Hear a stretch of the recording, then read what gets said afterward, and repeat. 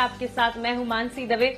भारतीय बाजार के लिए निफ्टी बैंक निफ्टी की वीकली एक्सपायरी का दिन और विदेशी बाजार से संकेत कह सकते हैं अच्छे आते हुए देखने को मिल रहे हैं और ज्यादा बेहतर संकेत हम कहेंगे अमेरिकी बाजार से आ रहे हैं। आप देखिए स्टिमुलस की नई उम्मीद से अमेरिकी बाजार में चौतरफा तेजी का रुख देखने को मिला। बीती रात डाउ करीब 530 अंक तक की तेजी दिखा चुका। वहीं आपको बता दें कि 14 जुलाई के बाद के सबसे बड़े ऊंचे लेवल्स देखने को मिले हैं। हालांकि अगर एशियाई बाजार की बात करें, एसडीएक्स निफ्टी में एक सपाट कारोबार फिलहाल आप देखेंगे 11,790 11,794 के इर्द गिर्द यहां पर फिलहाल ट्रेड देखने को मिल रहा है।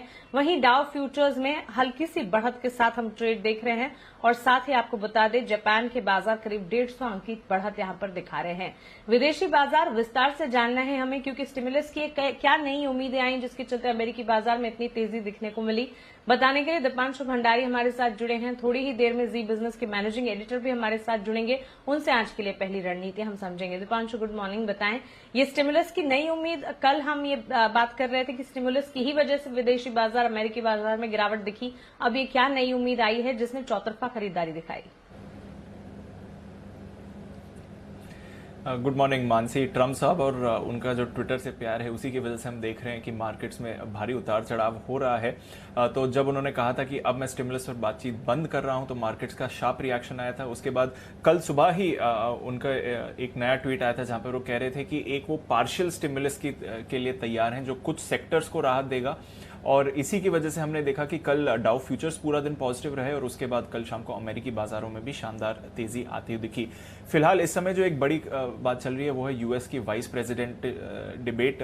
हालांकि इतनी इंपॉर्टेंट नहीं होती है और मार्केट इस पर ज्यादा फोकस नहीं करता है, पर थोड़ी देर पहले ही डिबेट शुरू हुई है और अब तक लग रहा है कि जो डेमोक्रेटिक कैंडिडेट हैं कमला हैरिस वो आगे लग रही हैं डिबेट में, इसलिए थोड़ा आप उतार चढ़ाव और देख रहे हैं इस समय बाजारों में। पर वैसे कोई परेशानी नहीं है। ट्रम्प साहब की ट्वीट हुई और उसके बाद ट्रम्प साहब ने कल शाम कुछ और भी कमेंट्स किए स्टिमुलस को लेकर। वो कह रहे हैं कि एयरलाइंस के लिए एक नया स्टिमुलस लाना जरूरी है और कुछ और सेक्टर्स के लिए राहत पर स्टिमुलस लाना जरूरी है, जिसकी वजह से बाजारों में फिर से आशा आ गई और हमने देखा कि 530 अंकों का उछाल डाउ में आते हुए देखा। जुलाई के बाद सबसे बड़ी एक दिन की तेजी है। नैस्डैक भी 2% ऊपर था। लगभग सभी सेक्टर्स में खरीदारी आती हुई देखी। सबसे आगे रहे technology shares, airline shares, consumer sectors में भी अच्छी खरीदारी हमने आते हुए देखी है।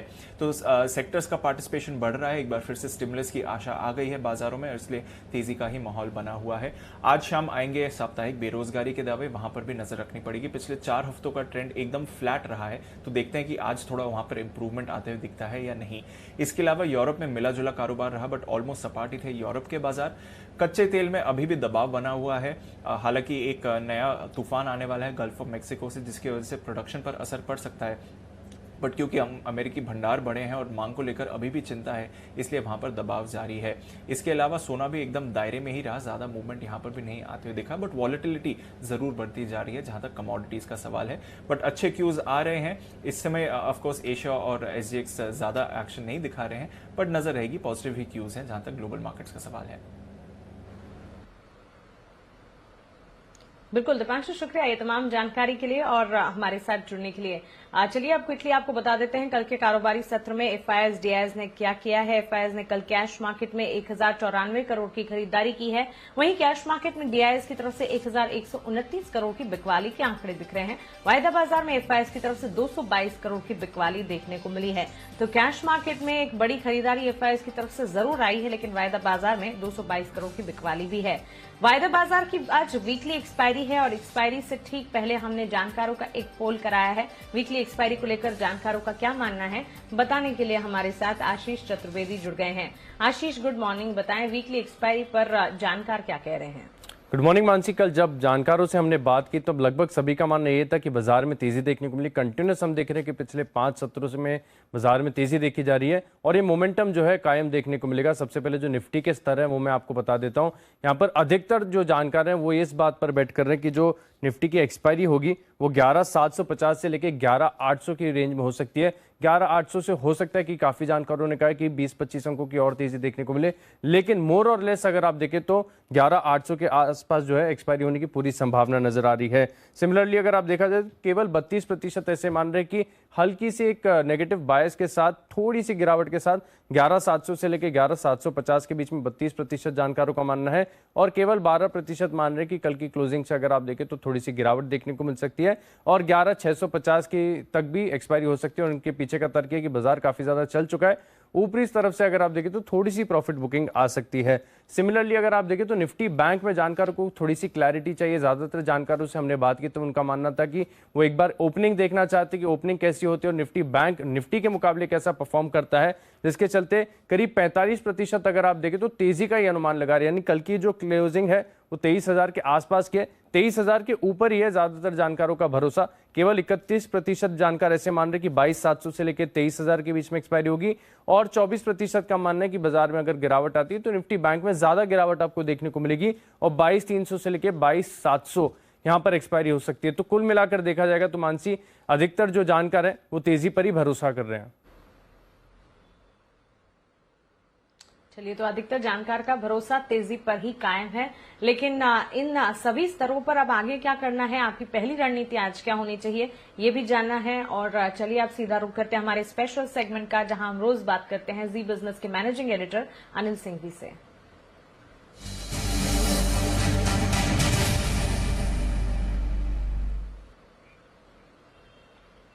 Anil sir, good morning. आज तो कई सारी चीजें हैं जिस पर फोकस रखना होगा। एक तो भारतीय बाजार के लिए वीकली एक्सपायरी का दिन और साथ ही विदेशी बाजार ने कमाल किया है। ट्रंप की ट्वीट स्टिमुलस पैकेज को लेकर जो आया उसके बाद इन संकेतों को कैसे समझे, भारतीय बाजार के लिए क्या रणनीति होगी?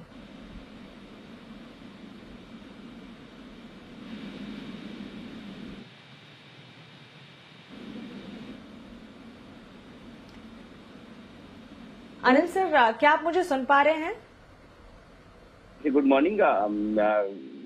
जो ग्लोबल संकेत आते दिख रहे हैं वो काफी बेहतरीन है और आप देख सकते हैं कि जिस तरह से कल भारतीय बाजार बंद हुए उस वक्त अमेरिकी फ्यूचर्स सुस्ती के साथ ही ट्रेड करते हुए दिख रहे थे, लेकिन उसके विपरीत अमेरिका में बेहद दमदार ट्रेडिंग सेशन हुआ और उसका फायदा मिलेगा। और वैसे भी भारतीय बाजारों में तो मजबूत मोमेंटम है ही और आज एक्सपायरी का दिन भी है, तो स्ट्रेटेजी वही रखनी है, बाय ऑन डिप्स है। कल ही की तरह अगर आज भी एक एसडेक्स निफ्टी जो सुस्ती दिखा रहा है, अगर कमजोर शुरुआत और शुरुआती 10-15 मिनट में आधे घंटे में अगर बाजार नीचे आते हैं जैसा कि कल आए, तो इम्पोर्टेंट सपोर्ट लेवल पर डेफिनेटली खरीदारी करनी चाहिए। बाय ऑन डिप्स की रणनीति बनाकर चले, कहीं कोई डरने और घबराने की जरूरत नहीं। हाँ, ये जरूर है कि अक्टूबर के महीने में बाजार में आपको दिन के दौरान भी और ओवरनाइट भी दोनों तरफ उतार चढ़ाव दिखेगा ही। देखिए आप कल किस तरह से मजबूती के साथ बंद हुए, परसों किस तरह से उम्मीद के विपरीत कमजोर बंद हुए, तो ये चलेगा और दिन में भी आपको दोनों तरफ ट्रेड मिलेंगे। तो आपको आराम से अपने लेवल से खरीदना है, अपने लेवल से बेचना है और वो लेवल्स आज के लिए निफ्टी पर 11,625, 11,675 के हैं, जो बेहद मजबूत सपोर्ट रेंज है और इस रेंज में खरीदारी आपको करनी चाहिए। ऊपरी स्तरों पर 11,800, 11,850 तक जाने की कोशिश निफ्टी की हो सकती है, वहां पर पहुंचेंगे। बैंक निफ्टी का जहां तक सवाल है, पिछले 2 सेशन से बैंक निफ्टी बड़ी मजबूती के साथ आगे बढ़ने की कोशिश कर रहा है। 23,000 को पार करके अगर आज टिकता है तो बढ़िया खरीदारी और आती हुई दिखेगी। फिलहाल 22,625, 22,850 ये दिन के लिए सपोर्ट रेंज आप मानते चले बैंक निफ्टी पर और ऊपरी स्तरों पर 23,075, 23,200 ये छोटी रुकावट का लेवल है। अगर इस लेवल को पार किया तो 200-250 पॉइंट की तेजी और बनेगी। अदरवाइज एक बार भी आप 23,075, 23,200 की रेंज को मानकर चल सकते हैं। लेकिन मेरा ऐसा समझना हो सकता है अगर ग्लोबल संकेत थोड़े और बेहतर हो जाए और क्योंकि आपके पास अब TCS, विप्रो, इन्फोसिस ये 3 मजबूत शेयर हैं आज के लिए जो निफ्टी को सपोर्ट देते हुए दिखेंगे। मजबूत नतीजे और बायबैक, फिर विप्रो का बायबैक आ रहा है, इन्फोसिस मजबूत है, अच्छे रिजल्ट की उम्मीद आप कर सकते तो और प्लस थोड़ा सा हिंदुस्तान यूनिलीवर, ये 4 निफ्टी के हेवीवेट्स ऐसे हैं जो बाजार को यहाँ से मजबूती देने का काम कर सकते हैं। तो ओवरऑल खरीदारी के रुझान में रहे और जितनी सुस्ती जितनी कमजोरी एसडेक्स निफ्टी में दिखे उतना बढ़िया, जितना नीचे खुलेंगे उतना तुरंत ही जल्दी खरीदने के मौके होंगे। बिल्कुल अनिल सर, शुक्रिया ये तमाम जानकारी के लिए और हमारे साथ जुड़ने के लिए। तो खरीदने के मौके आज ढेर सारे होंगे, स्टॉक स्पेसिफिक एक्शन काफी देखने को मिलेगा और उम्मीद करते हैं कि पहली रणनीति यहां पर आपने नोट डाउन कर ली है और हर रणनीति को ध्यान से आप समझिएगा। आज वीकली एक्सपायरी का दिन भी है तो इसके चलते यहां पर वॉलेटाइल ट्रेड भी देखने को मिल सकता है, लेकिन शुरुआती संकेत जो हैं बेहतरी के ही देखने को मिल रहे हैं। साथ ही अमेरिका में उपराष्ट्रपति पद के लिए डिबेट में कमाला हैरिस और माइक पेंस आमने सामने हैं। क्या है इसके मायने बताने के लिए हमारे साथ जुड़ गए हैं ग्लोबल मार्केट के expert Ajay Bagga. Ajay ji, good morning, स्वागत है आपका जी बिजनेस पर। सबसे पहले तो अमेरिकी बाजार में जो हमने तेज बढ़त देखी है और साथ ही आज ये जो डिबेट होने जा रही है, इस पर आपकी राय क्या है? जी बिल्कुल, देखिए कल जो अमेरिकी बाजार में तेजी आई उसका मूल कारण था कि ट्रंप ने फिर ट्वीट किया कि एयरलाइंस को हम स्टिमुलस देना चाहेंगे $35 बिलियन का, और साथ में कि अनएम्प्लॉयमेंट इंश्योरेंस की अवधि बढ़ाई जाए और $600 जो हर हफ्ते दिए जाते थे अनएम्प्लॉयड लोगों को जिनकी नौकरियां गई हैं वो फिर से बढ़ाया जाए। हम बात करेंगे ऑपोजिट पार्टी डेमोक्रेट से। तो इसके चलते यूएस मार्केट्स बहुत तेजी में आए कि कुछ स्टिमुलस शायद आ जाए, क्योंकि परसों मानसी ट्रंप ने कह दिया था कि इलेक्शन तक मैं पोस्टपोन कर रहा हूं हर नेगोशिएशन स्टिमुलस की। उनका जो सेंट्रल बैंक है फेड, वो कहते रहे कि स्टिमुलस के बिना ये इकोनॉमी स्टॉल कर जाएगी और अर्निंग्स ग्रोथ रुक सकती है, तो स्टिमुलस की बहुत आवश्यकता है। बट परसों के ट्रंप के ट्वीट से मार्केट गिरे। कल जुलाई के बाद सबसे तेजी मार्केट में आई, सबसे अच्छा दिन रहा, और वही एशियाई मार्केट में आज सवेरे से अच्छा रुझान चल रहा है। सैमसंग ने कहा कि इस तिमाही में, सितंबर में जो तिमाही एंड हुआ है, उनके अर्निंग्स 58% साल दर साल बढ़े हैं। तो ये दर्शा रहा है कि जो हमारे टेक्नोलॉजी कंपनीज हैं हार्डवेयर के, अगर वो अच्छा कर रहे हैं, सॉफ्टवेयर की कंपनीज अच्छा कर रहे हैं, तो कुछ क्षेत्र है मानसी जो बेनिफिट कर रहे हैं, जैसे अनिल जी ने भी कहा। और आज का मार्केट इंडियन आईटी पे चलता रहेगा। अच्छे रिजल्ट्स आए टीसीएस के, उससे उम्मीद है। और टीसीएस की कमेंट्री अगर देखें मानसी, सबसे अहम बात थी, उनके सीईओ ने कहा कि ये मल्टीपल ईयर ट्रांसफॉर्मेशनल ग्रोथ शुरू हो गई है। ये जो क्लाउड डिजिटल वगैरह जो शुरू हुआ है, ये ऐसा नहीं है कि एक क्वार्टर का है, ये मल्टी ईयर ग्रोथ के फेज में हमारी आईटी कंपनियां आ गई हैं। तो ओवरऑल मार्केट पॉजिटिव है। और रही बात वाइस प्रेसिडेंट डिबेट की, तो उसमें ये लोग देखेंगे 3 अहम चीजें रहेंगी कि पेंस और कमला हैरिस हो सकता है कि राष्ट्रपति बन जाए अगर ट्रंप या बाइडेन की तबीयत खराब होती है कभी उनके कार्यकाल में, जो भी राष्ट्रपति बने, तो लोग उनको देखना चाहेंगे कि कौन बेहतर राष्ट्रपति बन सकता है। दूसरा, वो देखेंगे कि नीतियों को किस तरह से पेंस सपोर्ट कर पाते हैं और कमला हैरिस किस तरह से उनको अटैक कर पाती हैं। और तीसरा अहम बात है जो कमला हैरिस ने शुरू में ही कह दिया कि जिस दिन हम इलेक्ट होंगे उस दिन हम टैक्स कट्स को रिवर्स करेंगे। तो ये क्लैरिटी उनकी पॉलिसी की डिबेट में आना देखेंगे कि क्या वो बोलते हैं, क्योंकि कमला हैरिस लेफ्ट ऑफ सेंटर हैं, जो बाइडेन मॉडरेट हैं, सेंटर में है। तो ये जरूर लोग उनसे थोड़े भयभीत हैं कि क्या वो कम्युनिस्ट है। हमने देखा कश्मीर के अगेंस्ट भी उन्होंने वक्तव्य दिए। तो भारत में भी स्पेशली कमला हैरिस को लेके चिंता है, तो वो देखना पड़ेगा डिबेट में। जी मानसी। बिल्कुल बग्गा साहब, शुक्रिया विस्तार से हमें समझाने के लिए और सुबह सुबह अपना समय देने के लिए। तो देखिए, आज तो काफी इवेंट स्पेसिफिक दिन है और काफी ज्यादा एक्शन भी देखने को मिलेगा, साथ ही स्टॉक स्पेसिफिक एक्शन भी आज ढेर सारा आप देखेंगे। खबरों वाले शेयर्स कौन से हैं ये भी जान लीजिए। आज हमारे साथ कुशल गुप्ता जुड़ गए हैं। कुशल, बताएं खबरों के चलते आज कहां पर एक्शन दिखेगा?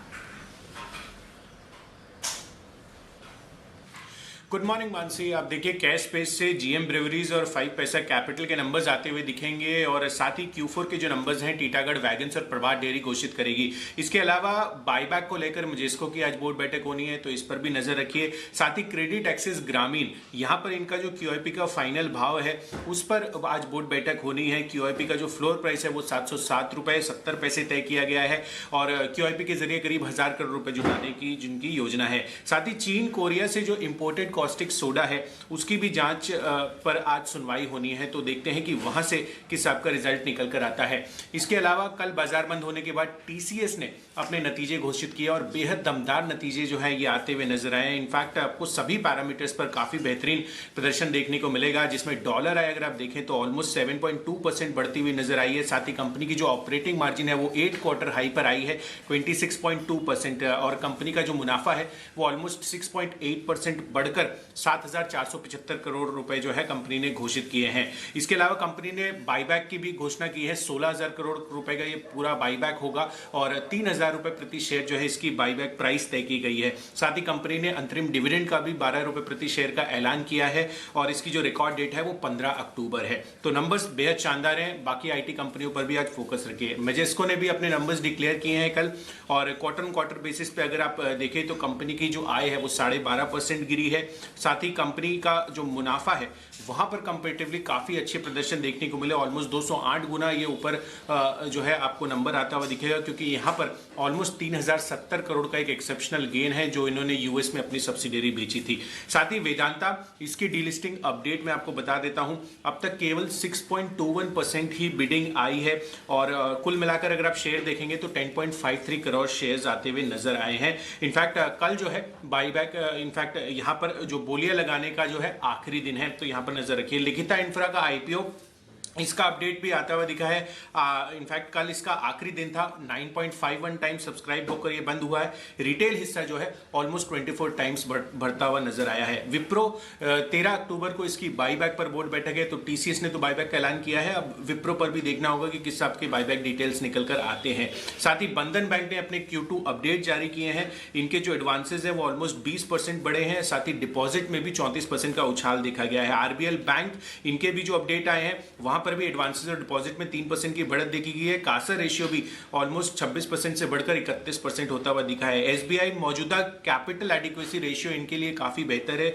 जो नए चेयरमैन आए हैं उनकी प्रेस कॉन्फ्रेंस में यह बयान दिए गए थे, तो अभी उनको कैपिटल जुटाने की कोई भी जरूरत नहीं है, ऐसा उन्होंने कहा है। साथ ही इंफ्रा और रेलवे स्टॉक्स भी फोकस में रहेंगे।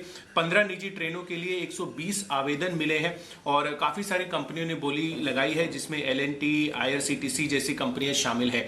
साथ साथ अगर आप हीरो मोटो को आपको देखें तो इन्होंने भी एक नई माइस्ट्रो एज लॉन्च की है और मारुति सुजुकी के उत्पादन आंकड़े आए हैं और सितंबर महीने में इनके जो कुल उत्पादन आंकड़े हैं वो 25.6% बढ़ते हुए नजर आए हैं। पीवीआर आइनॉक्स लेजर पर भी नजर रखिए। 15 अक्टूबर से दिल्ली में भी सिनेमा हॉल जो है वो खुलते हुए नजर आएंगे, ऐसे दिल्ली के चीफ मिनिस्टर ने ट्वीट कर कहा था। और अंत में फ्यूचर एंटरप्राइजेज और फ्यूचर रिटेल, यहां पर अमेजॉन ने किशोर बियानी की कंपनी फ्यूचर कूपन को नोटिस भेजा है। वो ये कह रहे हैं कि जो भी वो रिलायंस इंडस्ट्रीज के साथ करार किया उन्होंने, वो नहीं कर सकते हैं, क्योंकि करार के अनुसार फ्यूचर ग्रुप को किसी भी थर्ड पार्टी से अगर वो डील करते हैं तो पहले उनसे परमिशन लेनी होगी। तो ये कुछ एक खबरें हैं जो आज फोकस में रहेंगी और जो स्टॉक्स है उस पर ध्यान रखना होगा आपको। इक्विटी मार्केट्स के लिए हमने manasjaiswal.com के मानस जायसवाल से बात की और उनका मानना है कि अपोलो हॉस्पिटल में खरीदारी का मन बनाकर आप चल सकते हैं। 2325 के टारगेट्स के लिए 2119 का स्टॉप लॉस लगाइएगा। वहीं पेज इंडस्ट्री में भी एक खरीदारी की राय दे रहे हैं। 22,600 के टारगेट्स के लिए 20,500 का यहां पर आपको एक स्टॉप लॉस लगाना होगा। कमोडिटी मार्केट्स के लिए अनुज गुप्ता से हमने बात की। उनका मानना है कि गोल्ड में खरीदारी के मौके हैं। यहां पर दिसंबर कॉन्ट्रैक्ट में खरीदारी कीजिएगा। 50,500 के टारगेट्स को ध्यान में रखते हुए 49,500 का स्टॉप लॉस लगाना होगा। वहीं क्रूड में भी खरीदारी की जा सकती है। यहां पर 2,980 के लक्ष्य को मानकर चलें, 2,820 का एक स्टॉप लॉस जरूर लगाइएगा। तो क्रूड और गोल्ड में खरीदारी, साथ ही इक्विटी मार्केट्स में अपोलो हॉस्पिटल और पेज इंडस्ट्री में आपके लिए खरीदारी की राय। चलिए अब एफआईआर यानी कि एफआई इन्वेस्टमेंट रिपोर्ट्स जान लेते हैं आशीष चतुर्वेदी से। आशीष, गुड मॉर्निंग, बताएं। Good morning Mansi. टीसीएस नतीजों के बाद ब्रोकरेज हाउस की रिपोर्ट्स आई और सबसे ज्यादा जो लक्ष्य है वो मैक्वारी ने दिया है। इन्होंने आउट परफॉर्म की रेटिंग को बरकरार रखा है, लक्ष्य बढ़ाकर 3,030 रुपये कर दिया। 2750 के आसपास की क्लोजिंग है। इसके अलावा अगर आप देखेंगे तो सीएलएसए ने 2750 का लक्ष्य दिया। मॉर्गन स्टैनली ने इक्वल वेट की रेटिंग दिया 2500 रुपये के लक्ष्य के लिए। यानी अगर आप देखें तो सबसे ज्यादा बुलिश जो है मैक्वारी है। आखिरी रिपोर्ट है अभी के लिए फिलहाल बंधन बैंक पर, जहां पर सीएलएसए की दमदार रिपोर्ट आती हुई दिखी है, जहां पर कवरेज की शुरुआत की गई है खरीदारी के राय के साथ। 400 रुपये का लक्ष्य दिया है। 315 रुपये के आसपास की क्लोजिंग है। कह रहे कि डिपॉजिट में बढ़िया ग्रोथ देखने को मिली है। अंडर पेनेट्रेटेड फ्रेंचाइजी है तो आगे जाकर ग्रोथ के अवसर अपार नजर आ रहे हैं। लिक्विडिटी कलेक्शन में भी इंप्रूवमेंट देखने को मिला है, जिसके चलते ये स्टॉक पर कवरेज की शुरुआत कर रहे हैं। बिल्कुल आशीष, शुक्रिया ये ब्रोकरेज रिपोर्ट्स हमारे साथ शेयर करने के लिए। इसी के साथ पावर ब्रेकफास्ट में फिलहाल इतना ही, मुझे दीजिए इजाजत।